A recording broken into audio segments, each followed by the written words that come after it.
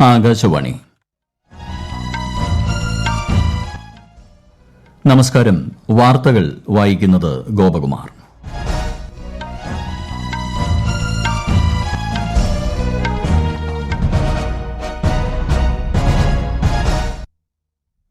പ്രധാന വാർത്തകൾ.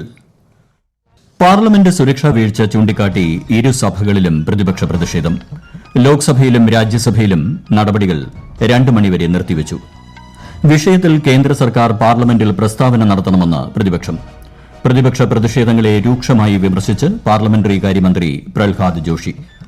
പാർലമെന്റിൽ ഉണ്ടായ സുരക്ഷാ വീഴ്ച ഗൌരവമുള്ളതാണെന്നും സുരക്ഷാ മുൻകരുതൽ ശക്തമാക്കാൻ കർശന നടപടികൾ കൈക്കൊള്ളുമെന്നും കേന്ദ്ര ആഭ്യന്തരമന്ത്രി അമിത്ഷാ. രാജസ്ഥാൻ മുഖ്യമന്ത്രിയായി ബിജെപി നേതാവ് ഭജൻലാൽ ശർമ്മ അല്പസമയത്തിനകം സത്യപ്രതിജ്ഞ ചെയ്യും. കേന്ദ്ര ധനമന്ത്രി നിർമ്മല സീതാരാമൻ നാളെ കേരളത്തിൽ. തിരുവനന്തപുരത്തും കൊല്ലത്തും വിവിധ പരിപാടികളിൽ കേന്ദ്രമന്ത്രി പങ്കെടുക്കും. ISLൽ ഇന്ന് നോർത്ത് ഈസ്റ്റ് യുണൈറ്റഡ് മോഹൻ ബഗാനെ നേരിടും. വാർത്തകൾ വിശദമായി. പാർലമെന്റ് സുരക്ഷാ വീഴ്ച ചൂണ്ടിക്കാട്ടിയുള്ള പ്രതിപക്ഷ പ്രതിഷേധത്തെ തുടർന്ന് ലോക്സഭയിലും രാജ്യസഭയിലും നടപടികൾ 2 മണിവരെ നിർത്തിവച്ചു. വിഷയത്തിൽ കേന്ദ്ര ആഭ്യന്തരമന്ത്രി അമിത്ഷാ പാർലമെന്റിൽ പ്രസ്താവന നടത്തണമെന്നാണ് പ്രതിപക്ഷ ആവശ്യം. രാവിലെ സഭാ നടപടികൾ ആരംഭിച്ചപ്പോൾ തന്നെ സുരക്ഷാ വീഴ്ച, എംപിമാരുടെ സസ്പെൻഷൻ തുടങ്ങിയ വിഷയങ്ങൾ ഉന്നയിച്ച് പ്രതിപക്ഷ അംഗങ്ങൾ പ്രതിഷേധം ആരംഭിച്ചു. കോൺഗ്രസ്, തൃണമൂൽ, DMK, JDU അംഗങ്ങൾ പ്ലക്കാർഡുകളുമായി സഭയുടെ നടുത്തളത്തിൽ ഇറങ്ങി. തുടർന്ന് ആദ്യ മിനിറ്റിൽ തന്നെ സഭാധ്യക്ഷൻ നടപടികൾ നിർത്തിവയ്ക്കുകയായിരുന്നു. രാജ്യസഭയിലും സമാന സംഭവങ്ങളാണ് ഉണ്ടായത്. സുരക്ഷാ വിഷയത്തിൽ പ്രതിപക്ഷത്തിന്റെ അടിയന്തര പ്രമേയ നോട്ടീസുകൾക്ക് സഭാധ്യക്ഷൻ ജഗദീപ് ധൻകർ അനുമതി നൽകിയില്ല. വിഷയത്തിൽ അന്വേഷണം നടക്കുകയാണെന്ന് സഭയെ അറിയിച്ചു. എന്നാൽ വിഷയത്തിൽ സർക്കാർ പ്രസ്താവന നടത്തണമെന്നാവശ്യപ്പെട്ട് പ്രതിപക്ഷം പ്രതിഷേധം തുടർന്നതോടെ നടപടികൾ നിർത്തിവയ്ക്കുകയായിരുന്നു. അതിനിടെ പാർലമെന്റിൽ നിന്നും ഇന്നലെ സസ്പെൻഡ് ചെയ്യപ്പെട്ട പ്രതിപക്ഷ എംപിമാർ പാർലമെന്റ് സമുച്ചയത്തിലെ ഗാന്ധി പ്രതിമയ്ക്ക് സമീപം പ്രതിഷേധിച്ചു. ലോക്സഭയിലെ സുരക്ഷാ വീഴ്ച സംബന്ധിച്ച പ്രതിപക്ഷ പ്രതിഷേധങ്ങളെ കുറ്റപ്പെടുത്തി പാർലമെന്ററി കാര്യമന്ത്രി പ്രഹ്ലാദ് ജോഷി. സംഭവത്തിന്റെ ഗൌരവം ഉൾക്കൊണ്ട് ഉത്തരവാദിത്വത്തോടെ പ്രതിപക്ഷം പെരുമാറണമെന്ന് അദ്ദേഹം പറഞ്ഞു. സംഭവത്തെക്കുറിച്ച് ഉന്നതതല അന്വേഷണം പുരോഗമിക്കുകയാണെന്നും വിഷയം കോടതിയുടെ പരിഗണനയിലാണെന്നും മന്ത്രി പറഞ്ഞു. ലോക്സഭാ സ്പീക്കർ നൽകിയ നിർദ്ദേശങ്ങൾ സർക്കാർ കർശനമായി പാലിക്കുന്നുണ്ട്. സർക്കാരിന്റെ നേട്ടങ്ങളിൽ നിന്ന് ശ്രദ്ധ തിരിക്കാനാണ് പ്രതിപക്ഷം ശ്രമിക്കുന്നതെന്ന് കേന്ദ്രമന്ത്രി SP സിംഗ് ബാഗേൽ ആരോപിച്ചു. എന്നാൽ സുരക്ഷാ വീഴ്ചയെ സർക്കാർ ഗൌരവത്തോടെയല്ല കാണുന്നതെന്ന് കോൺഗ്രസ് കുറ്റപ്പെടുത്തി. വിഷയത്തിൽ ലോക്സഭയിൽ പ്രസ്താവന നടത്താൻ കേന്ദ്ര ആഭ്യന്തരമന്ത്രി തയ്യാറാകാത്തത് എന്താണെന്ന് കോൺഗ്രസ് നേതാവ് ശശി തരൂർ ചോദിച്ചു. പാർലമെന്റിലുണ്ടായ സുരക്ഷാ വീഴ്ച ഗൌരവമുള്ളതാണെന്നും സുരക്ഷാ മുൻകരുതൽ ശക്തമാക്കാൻ കർശന നടപടികൾ കൈക്കൊള്ളുമെന്നും കേന്ദ്ര ആഭ്യന്തരമന്ത്രി അമിത്ഷാ. ന്യൂഡൽഹിയിൽ മാധ്യമങ്ങളോട് സംസാരിക്കുകയായിരുന്നു അദ്ദേഹം. സംഭവത്തെ തുടർന്ന് പ്രതിപക്ഷ കക്ഷികൾ നടത്തിയ പ്രതിഷേധങ്ങളിൽ അദ്ദേഹം ആശങ്ക പങ്കുവച്ചു. പാർലമെന്റിന്റെ സുരക്ഷ സ്പീക്കറുടെ കീഴിലാണെന്നും സ്പീക്കർ ആവശ്യപ്പെട്ടതിനെ തുടർന്ന് ആഭ്യന്തര മന്ത്രാലയം അന്വേഷണ സമിതി രൂപീകരിച്ചിട്ടുണ്ടെന്നും അദ്ദേഹം വ്യക്തമാക്കി. സമിതി 3 ആഴ്ചയ്ക്കകം റിപ്പോർട്ട് സമർപ്പിക്കും. രാജ്യത്ത് ഏക സിവിൽ കോഡ് നടപ്പിലാക്കുന്നതിന് BJP പ്രതിജ്ഞാബദ്ധമാണെന്നും ശ്രീ അമിത്ഷാ പറഞ്ഞു. രാജസ്ഥാൻ മുഖ്യമന്ത്രിയായി BJP നേതാവ് ഭജൻലാൽ ശർമ്മ അല്പസമയത്തിനകം സത്യപ്രതിജ്ഞ ചെയ്യും.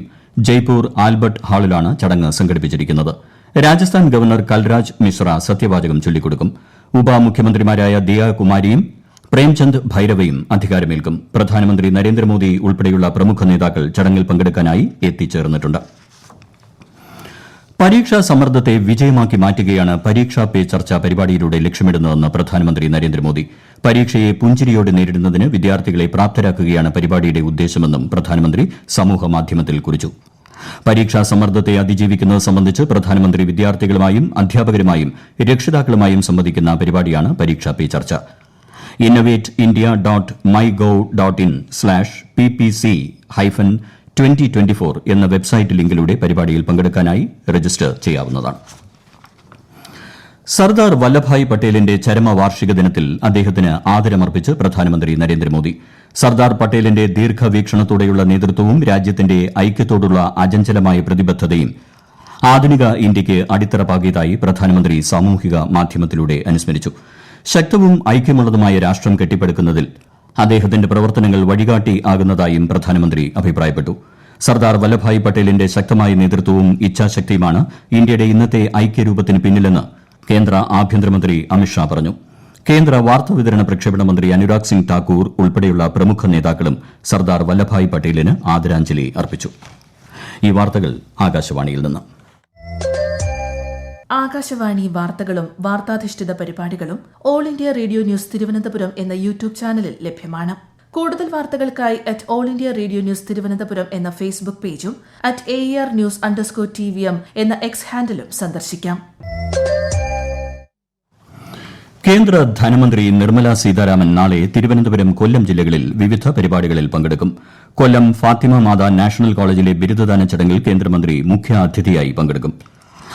ബിരുദാനന്തര കോഴ്സുകൾ വിജയകരമായി പൂർത്തിയാക്കിയ 650 വിദ്യാർത്ഥികൾക്ക് ചടങ്ങിൽ ബിരുദം സമ്മാനിക്കും. വികസിത് ഭാരത് സങ്കല്പ് യാത്രയുടെ ഭാഗമായി നാളെ വൈകുന്നേരം തിരുവനന്തപുരത്ത് നടക്കുന്ന പ്രത്യേക പരിപാടിയിലും ശ്രീമതി നിർമ്മല സീതാരാമൻ പങ്കെടുക്കും.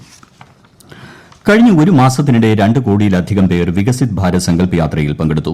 ഏകദേശം 60,000 ഗ്രാമപഞ്ചായത്തുകളിലാണ് യാത്ര എത്തിയത്. പ്രധാനമന്ത്രി ഉജ്ജ്വല യോജന, ആയുഷ്മാൻ ഭാരത്, PM ആവാസ് യോജന തുടങ്ങിയ ക്ഷേമ പദ്ധതികളുടെ ആനുകൂല്യങ്ങൾ ലഭ്യമാക്കുന്നതിനും അവബോധം സൃഷ്ടിക്കുന്നതിനും ജനങ്ങളിലേക്ക് എത്തിച്ചേരുക എന്നതാണ് യാത്രയുടെ ലക്ഷ്യം. കേരളത്തിലും ലക്ഷദ്വീപിലും വികസിത് ഭാരത് സങ്കല്പ് യാത്രയ്ക്ക് മികച്ച പ്രതികരണമാണ് ലഭിക്കുന്നത്. വികസിത് ഭാരത് സങ്കല്പ് യാത്രയ്ക്ക് കണ്ണൂർ ജില്ലയിൽ ജനപങ്കാളിത്തം കൂടുന്നു. ഇന്നു മുതൽ സൌജന്യ മെഡിക്കൽ ക്യാമ്പും ഒരുക്കിയിട്ടുണ്ട്. വിശദാംശങ്ങളുമായി ആകാശവാണി കണ്ണൂർ ജില്ലാ പ്രതിനിധി KO ശശിധരൻ. കേന്ദ്ര ഗവൺമെന്റിന്റെ വിവിധ സാമൂഹ്യക്ഷേമ വികസന പദ്ധതികൾ സാധാരണക്കാർ ഉൾപ്പെടെയുള്ളവരിലേക്ക് എത്തിക്കുന്നതിനായി സംഘടിപ്പിച്ചു വരുന്ന വികസിത് ഭാരത് സങ്കല്പ യാത്ര ഇന്ന് ഉച്ചയോടെ 31 ഗ്രാമപഞ്ചായത്തുകളിൽ പൂർത്തിയായി. വികസിത് ഭാരത് സങ്കല്പ യാത്ര ഇന്ന് രാവിലെ കൊളച്ചേരി ഗ്രാമപഞ്ചായത്തിലാണ് എത്തിയത്. കൊളച്ചേരി ഗ്രാമപഞ്ചായത്ത് ഗ്രൗണ്ടിൽ പഞ്ചായത്ത് മെമ്പർ VV ഗീത ഉദ്ഘാടനം ചെയ്തു.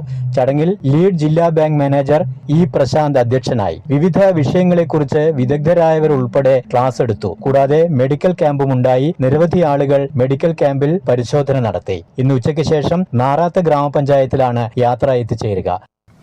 28ാമത് കേരള രാജ്യാന്തര ചലച്ചിത്രമേള ഇന്ന് സമാപിക്കും. വൈകുന്നേരം 6 മണിക്ക് തിരുവനന്തപുരം നിശാഗന്ധി ഓഡിറ്റോറിയത്തിൽ നടക്കുന്ന ചടങ്ങിൽ ചലച്ചിത്ര നടൻ പ്രകാശ് രാജ് മുഖ്യാതിഥിയായും വിഖ്യാത പോളിഷ് സംവിധായകൻ Christoph Zanussi life time achievement പുരസ്കാരം ചടങ്ങിൽ ഏറ്റുവാങ്ങും. മികച്ച ചിത്രത്തിനുള്ള സുവർണ ചകോരം ഉൾപ്പെടെ അന്താരാഷ്ട്ര മത്സര വിഭാഗത്തിലെ സിനിമകൾക്കുള്ള പുരസ്കാരങ്ങളും മറ്റ് വിവിധ പുരസ്കാരങ്ങളും ചടങ്ങിൽ സമ്മാനിക്കും. നടപ്പ് സാമ്പത്തിക വർഷത്തിലെ ഏപ്രിൽ മുതൽ നവംബർ വരെയുള്ള കാലയളവിൽ രാജ്യത്തെ പ്രത്യക്ഷ നികുതി വരുമാനം ബജറ്റിൽ പ്രതീക്ഷിച്ച മൊത്തം വരുമാനത്തിന്റെ 58.34%ആയതായി കണക്കുകൾ. 10.64 ലക്ഷം കോടി രൂപയാണ് ഈ കാലയളവിലെ നികുതി വരുമാനം. ഇത് കഴിഞ്ഞ വർഷം ഇതേ കാലയളവിനെ അപേക്ഷിച്ച് 23.4% കൂടുതലാണെന്ന് ധനമന്ത്രാലയം അറിയിച്ചു. മനുഷ്യനെ ചന്ദ്രനിൽ എത്തിക്കുന്ന ഇന്ത്യൻ ദൌത്യം 2040 മുമ്പ് സാക്ഷാത്കരിക്കാൻ സാധിക്കുമെന്ന് കേന്ദ്രമന്ത്രി ഹർദീപ് സിംഗ് പുരി. മനുഷ്യരെ ബഹിരാകാശത്ത് എത്തിക്കുന്ന ഗഗൻയാൻ ദൌത്യം ഉൾപ്പെടെയുള്ള പദ്ധതികൾ രാജ്യം കഴിഞ്ഞ 9 വർഷത്തിനിടെ ബഹിരാകാശ മേഖലയിൽ നടത്തിയ കുതിച്ചുചാട്ടത്തിന്റെ ഉദാഹരണങ്ങളാണെന്നും അദ്ദേഹം ഡൽഹിയിൽ മാധ്യമങ്ങളോട് പറഞ്ഞു. ആഗോള ബഹിരാകാശ സമ്പദ്വ്യവസ്ഥയിലെ വിഹിതം 2ൽ നിന്ന് 10% വികസിപ്പിക്കാനുള്ള പാതയിലാണ് ഇന്ത്യയെന്നും കേന്ദ്രമന്ത്രി അറിയിച്ചു.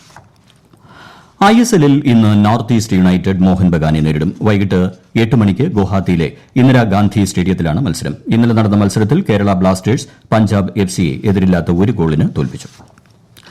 ഇന്ത്യൻ ക്രിക്കറ്റ് ഇതിഹാസം MS ധോണിയോടുള്ള ആദരവ് പ്രകടിപ്പിച്ച് BCCI. കരിയറിൽ ധോണി ധരിച്ച 7ാം നമ്പർ ജേഴ്സി BCCI പിൻവലിച്ചു. ഇന്ത്യൻ ടീമിന്റെ എക്കാലത്തെയും മികച്ച നായകനും ടീമിന് വലിയ സംഭാവനകൾ നൽകിയ നായകനുമാണ് മഹേന്ദ്ര സിംഗ് ധോണി. മുമ്പ് സച്ചിൻ തെണ്ടുൽക്കറുടെ 10ാം നമ്പർ ജേഴ്സിയും ആദരസൂചകമായി BCCI പിൻവലിച്ചിരുന്നു.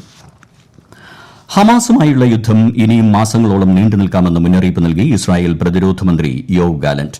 ഗാസയിലെ സംഘർഷം അവസാനിപ്പിക്കുന്നതിനുള്ള സമയക്രമം ചർച്ച ചെയ്യാൻ അമേരിക്കൻ ദേശീയ സുരക്ഷാ ഉപദേഷ്ടാവ് ജേക്ക് സളിവൻ ഇസ്രായേൽ നേതാക്കളുമായി കൂടിക്കാഴ്ച നടത്തിയതിന്റെ പശ്ചാത്തലത്തിലാണ് പ്രസ്താവന.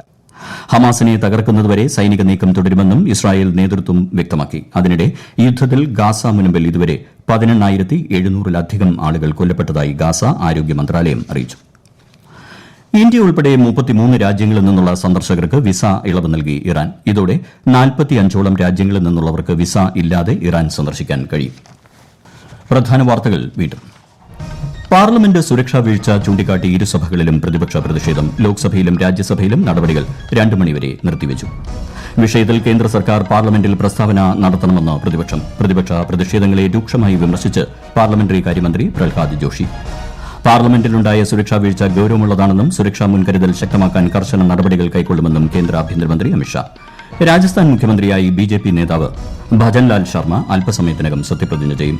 കേന്ദ്ര ധനമന്ത്രി നിർമ്മല സീതാരാമൻ നാളെ കേരളത്തിൽ. തിരുവനന്തപുരത്തും കൊല്ലത്തും വിവിധ പരിപാടികളിൽ കേന്ദ്രമന്ത്രി പങ്കെടുക്കും. ISLൽ ഇന്ന് നോർത്ത് ഈസ്റ്റ് യുണൈറ്റഡ് മോഹൻ ബഗാനെ നേരിടും. വാർത്തകൾ കഴിഞ്ഞു. അടുത്ത വാർത്താ പ്രക്ഷേപണം വൈകിട്ട് 6:30.